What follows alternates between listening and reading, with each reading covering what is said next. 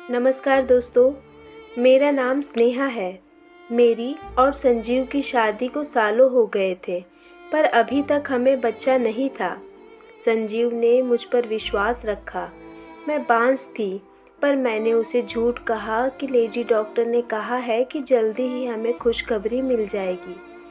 पर मैं अब झूठ बोल बोल कर थक गई थी। मन में आता था कि संजीव को सब कुछ साफ साफ बता दूं।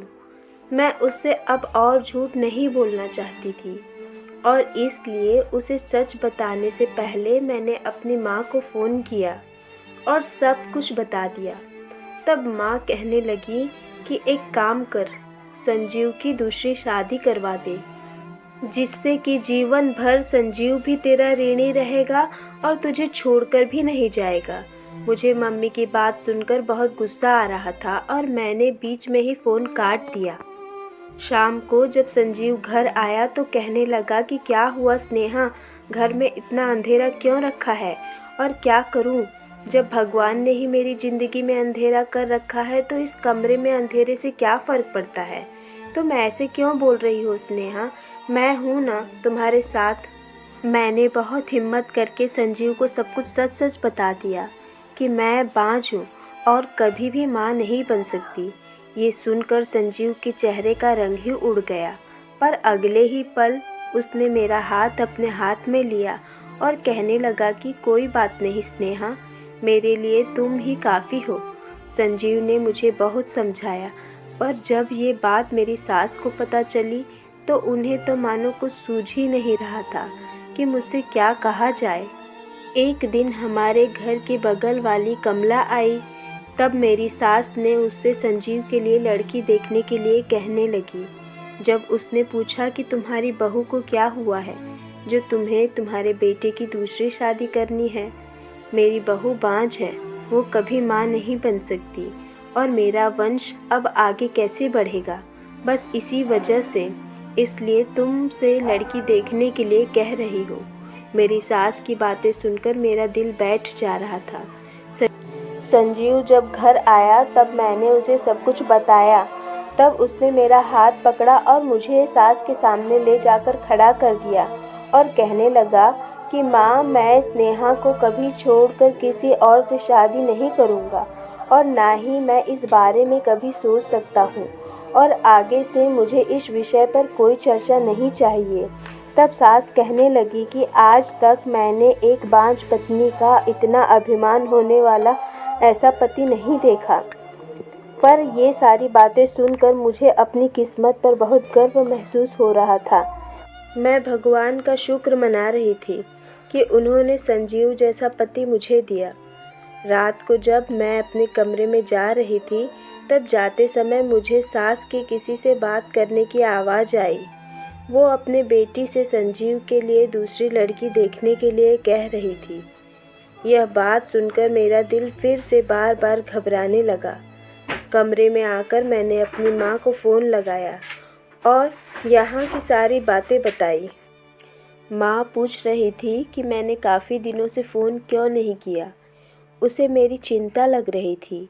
मम्मी की बातें सुनकर मुझे रोना आ गया और मैं कहने लगी कि क्या करूँ माँ, रो नहीं तो क्या करूँ। यहाँ तो मेरे सिर पर हर वक्त तलवार टंगी हुई है। सास ने नंद और बगल वाली से संजीव के लिए दूसरी लड़की देखने के लिए कहा है। माँ, संजीव बहुत अच्छे हैं, वो मेरे लिए अपनी माँ से भी लड़ जाते हैं, पर ऐसा कब तक चलेगा? एक न एक दिन तो उन्हें बच्चे की कमी खलेगी ही, फिर तो उन्हें दूसरी शादी करनी ही पड़ेगी। बेटा, मैं समझ सकती हूँ कि तुम पर क्या बीत रही होगी, इसलिए मैंने तुमसे ही संजीव के लिए लड़की देखने के लिए कहा। इतनी करोड़ों की संपत्ति के लिए एक तो वारिस चाहिए ही, और अगर तुम उसके लिए एक गरीब घर की लड़की देखती हो तो वो भी जीवन भर तुम्हारी ऋणी रहेगी और तुम्हें वो घर छोड़कर भी नहीं जाना पड़ेगा। और अगर उसे कोई बच्चा भी होता है तो तुम्हें भी उस घर में माँ का दर्जा मिल जाएगा। माँ से बात करके ये सारी बातें मेरे दिमाग में चल रही थी, पर ये मेरी मजबूरी थी। और मैं ये भी जानती थी कि संजीव मुझसे बहुत प्यार करता था और उसका ये प्यार कभी कम नहीं होगा।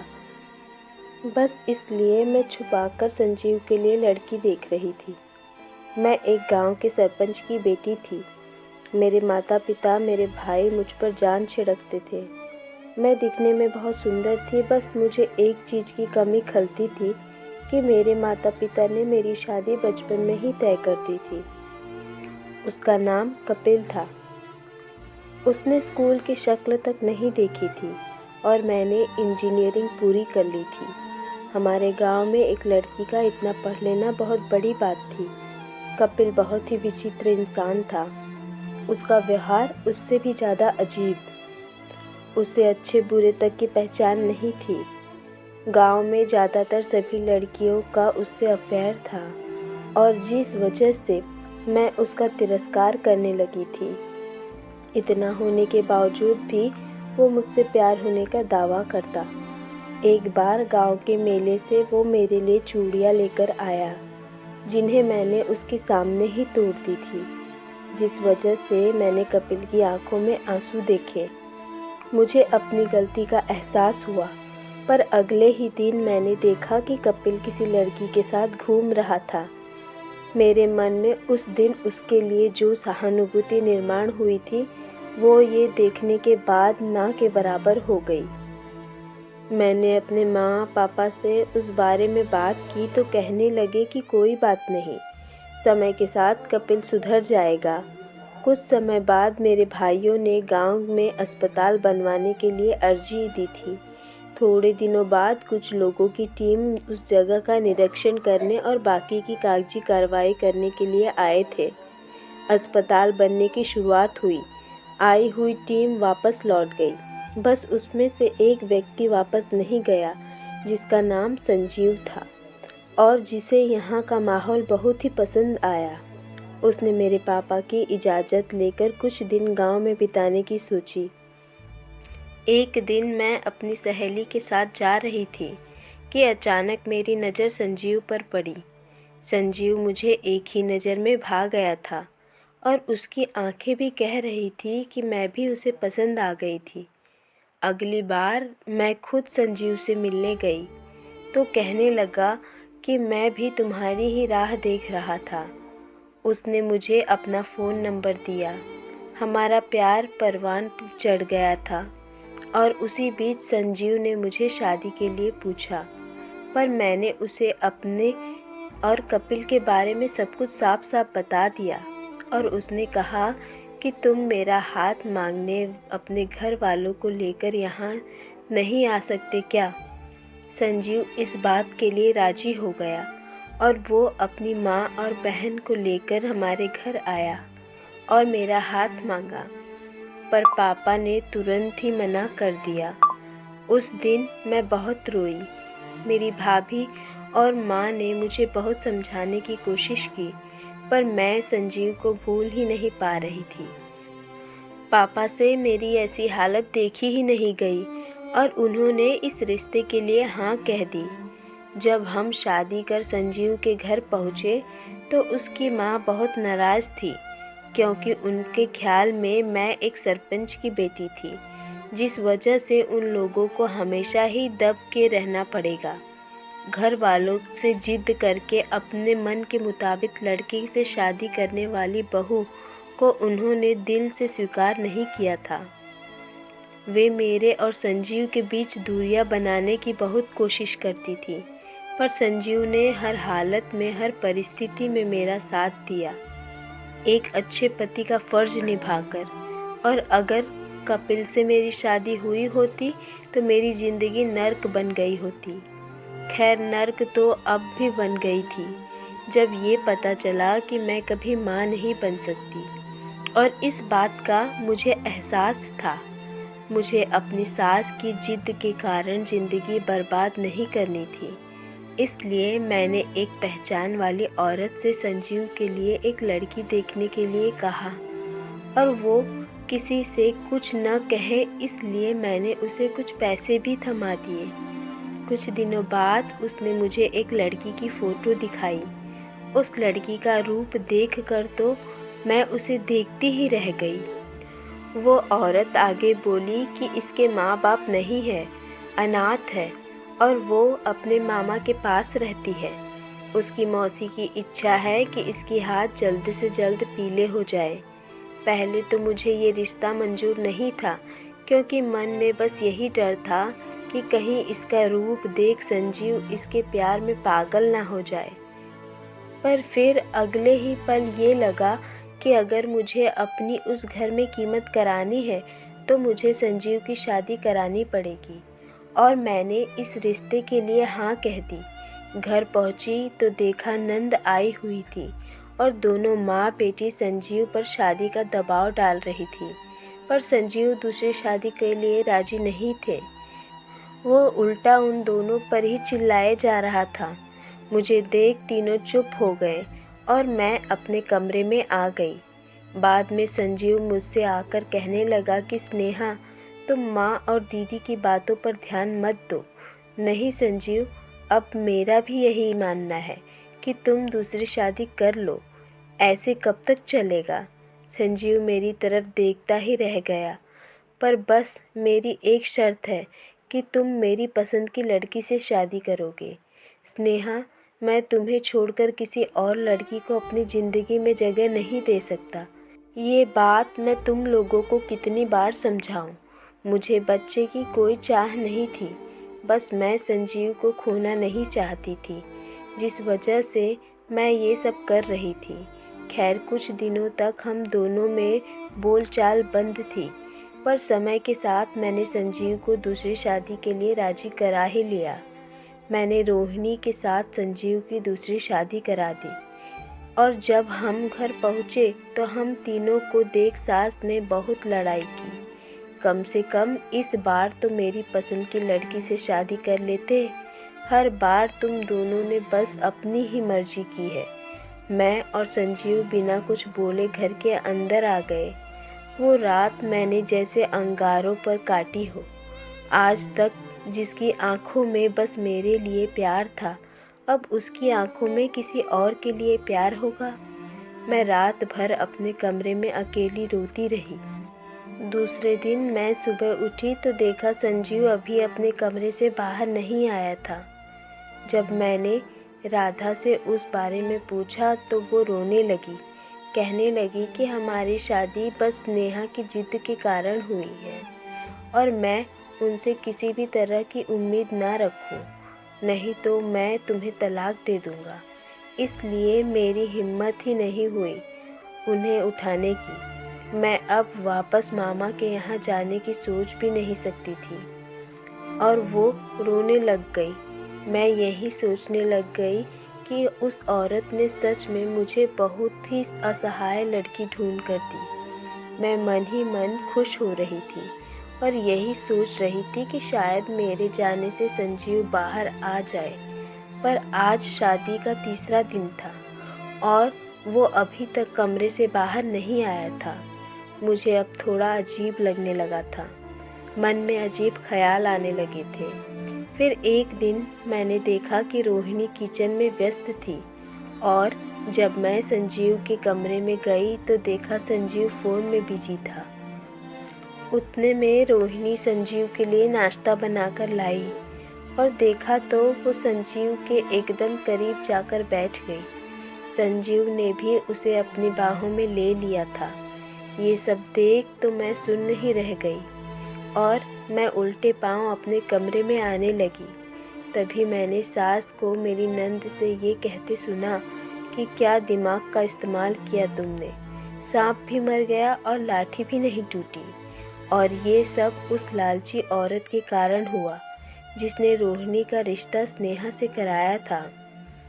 संजीव को तो रोहिणी पहली नज़र में ही पसंद आ गई थी और वैसे भी वो स्नेहा मुझे पहले से ही पसंद नहीं थी। इसलिए तो मैंने इसे इतनी गोलियां खिलाई कि अब वो कभी माँ ही नहीं बन सकती थी। ये सब सुन ऐसा लग रहा था कि मानो किसी ने मेरे कानों में गरम गरम तेल डाल दिया हो और मैं वहाँ से सीधे अपने कमरे में आ गई। कुछ दिनों बाद जब मैं ये सब संजीव को बताने जा रही थी तो कमरे से संजीव के बात करने की आवाज़ आ रही थी। वो रोहिणी से बोल रहा था कि मैंने स्नेहा से शादी करके बहुत बड़ी गलती कर दी थी। जब से हमारी शादी हुई है उसका भाई आए दिन मुझे फ़ोन करके धमकाया करता था कि अगर मेरी बहन को कुछ भी तकलीफ़ हुई तो तुम्हारी खैर नहीं। बस इसलिए इतने सालों के बाद भी सब कुछ जानते हुए भी मैं उसे छोड़ नहीं पाया और उसे इतने सालों तक झेल रहा था। पर अब रोहिणी तुम जो मुझे मिल गई हो, अब मुझे कुछ नहीं चाहिए। मैं तो तुम्हें देखते ही तुम्हारे प्यार में पड़ गया था। अब मुझे कोई फ़र्क नहीं पड़ता कि वो इस घर में रहे या यहाँ से चली जाए। यह सब सुनकर मुझे अपने कानों पर विश्वास नहीं हो रहा था कि जिस संजीव पर मैंने इतना विश्वास किया उसी ने मेरे साथ विश्वासघात किया।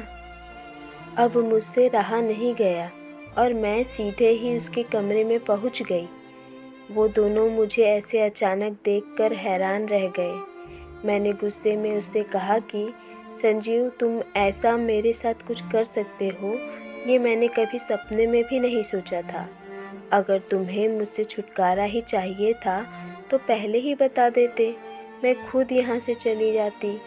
मैं रोते रोते अपने कमरे में आ गई और अंदर से दरवाज़ा बंद कर लिया। संजीव मेरा दरवाज़ा बजाए जा रहा था पर मैंने दरवाज़ा नहीं खोला। उसी दिन मैंने संजीव का घर किसी को बिना बताए छोड़ दिया और एक आश्रम में रहने लगी। मायके जाकर भी क्या किसी को क्या बताती, जिद करके जो शादी की थी। हालांकि मैंने अभी तक संजीव को तलाक नहीं दिया था। माँ को जब ये बात पता चली तो वो मुझे गांव ले जाने की जिद करने लगी, पर मुझ में पापा और भाई का सामना करने की हिम्मत नहीं थी। एक दिन आश्रम का गार्ड मेरे पास एक लिफाफा लेकर आया और बोला कि मैडम ये लिफाफा आपके लिए है, एक आदमी दे गया था। मैं सोचने लगी कि संजीव और उसका परिवार इतना नीचे गिर नहीं सकते कि उसने तलाक के कागजात ही भिजवा दिए। खैर मैंने गार्ड से वो लिफाफा लिया और अपने कमरे में आ गई। मैंने संजीव से ऐसी अपेक्षा नहीं रखी थी, पर जब मैंने वो लिफाफा खोला तो मैं तो उसे देखते ही हैरान रह गई थी, क्योंकि वो लिफाफा संजीव ने नहीं कपिल ने भेजा था। उसमें वही चूड़ियाँ थी जो एक बार मुझे उसने दी थी। मैं गार्ड के पास गई और जब उससे पूछा तो वो बताने लगा कि ये लिफाफा जिस शख्स ने दिया है उसने बताया है कि अगर वो ये चूड़ियाँ तोड़ देती है तो मुझे फिर से इकट्ठी करके लौटा देना। यही मेरी ज़िंदगी जीने का सहारा है। उसकी बातें सुनकर मेरी आंखों में आंसू आने लगे। लोफर और गैर जिम्मेदार कपिल ऐसा भी हो सकता है, ये मैंने सोचा भी नहीं था। पर अब मेरा किसी पुरुष पर विश्वास ही नहीं रहा था। कुछ दिनों बाद जब मैंने माँ से कपिल के बारे में पूछा तो माँ कहने लगी कि तुम्हारी शादी के बाद कपिल कई दिनों तक घर से बाहर तक नहीं निकला, बस वो रोए जा रहा था। फिर उसने अपनी कुछ ज़मीन बेचकर गांव में स्कूल खुलवाया। तुमने उससे शादी नहीं की। धीरे धीरे उसने शहर में भी व्यवसाय शुरू किया जो बहुत अच्छे से चल रहा है। उसके पास किसी चीज़ की कमी नहीं है, बस इतना है कि वो किसी से ज़्यादा बात नहीं करता, अपने काम से काम रखता है। माँ मुझसे कहने लगी कि तुम क्यों नहीं कपिल के साथ अपनी ज़िंदगी की शुरुआत करती, वो आज भी तुम्हारी राह देख रहा है। पर माँ, मैं अब कैसे उसके साथ शादी कर सकती हूँ? और ऊपर से मैं एक बांझ स्त्री हूँ, क्या वो मुझे अपनाएगा? मुझे अब बहुत पछतावा हो रहा था कि मैंने एक पत्थर को हीरा समझकर अपना ही सिर उस पत्थर पर फोड़ लिया। दूसरे दिन मैं और माँ कपिल के घर गए, जहाँ नौकर ने बताया कि वो घर पर नहीं है, थोड़ी देर में आने वाले हैं। फिर मैं उसके कमरे में गई। इतना साफ सुथरा कमरा कपिल का तो हो ही नहीं सकता। फिर मेरी नज़र दीवार पर लटकी उस फ्रेम की तरफ गई जिसमें मेरी तोड़ी हुई चूड़ियों से स्नेहा लिखा था। कितना प्यार करता था कपिल मुझसे और मैं। थोड़ी देर बाद एक व्यक्ति मेरे सामने आया जो एकदम ऑफिशियल लग रहा था और वो था कपिल। उसे देख मैं अपनी भावनाएं रोक नहीं पाई और उसके गले लगकर रोने लगी। मैंने अपने किए की उससे माफ़ी मांगी क्योंकि शायद मैंने उसके साथ जो कुछ किया उसी की सज़ा मैं आज तक भुगत रही हूँ। घर वालों की मर्जी के साथ मैंने और कपिल ने शादी कर ली। संजीव और मेरा तलाक हो गया था। बाद में मुझे पता चला कि शादी के इतने सालों बाद भी संजीव पिता नहीं बन पाया था क्योंकि कमी उसमें थी और उसकी माँ को पैरालिसिस हो गया था जो बिस्तर पर पड़ी रहती थी। एक दिन मार्केट में मुझे संजीव मिला था, तब उसने मुझे ये सब कुछ बताया और मेरी माफ़ी मांगने लगा। कपिल ने शहर में मुझे एक अच्छे डॉक्टर को दिखाया जहाँ से मुझे माँ बनने की उम्मीद मिली। अब मैं कपिल के साथ एक खुशहाल जीवन जी रही हूँ। दोस्तों, उम्मीद करती हूँ कि आज की कहानी आपको पसंद आई होगी। कहानी पसंद आए तो वीडियो को लाइक करिए और चैनल को सब्सक्राइब करिए। स्टोरी यहाँ तक सुनने के लिए आपका